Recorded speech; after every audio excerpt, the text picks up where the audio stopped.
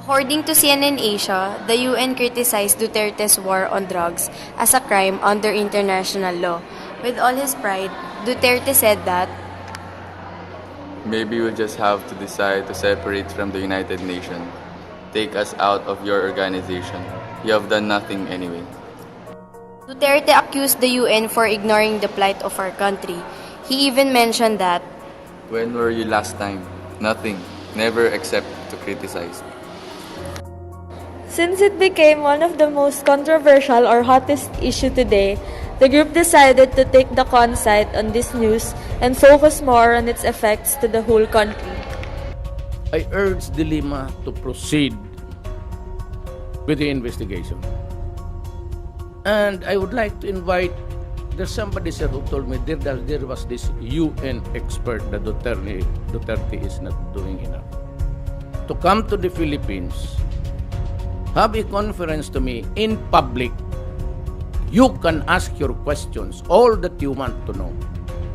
But allow me to ask you also. You seem to be characterized as a UN expert. Fine. I'm just a simple trial lawyer.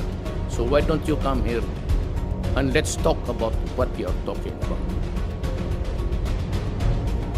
Philippines will no longer have connection or ties with other foreign countries. So we're raising into reason. Marami ang mag-iisip ng negatibo sa bansa dahil sa issue na to. Malaki ang posibilidad na bumaba ang turismo sa bansa.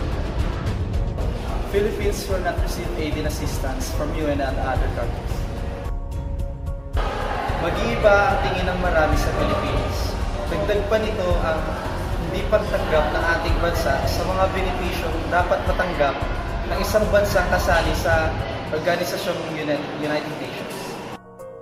That issue must stop because if the Philippines will cut ties with the United Nations, the economy of the country will fall. The Philippines will gain nothing in separating with the United Nations. Only negate our country. To stop this issue. this issue must stop now. The Philippines must not leave the United Nations.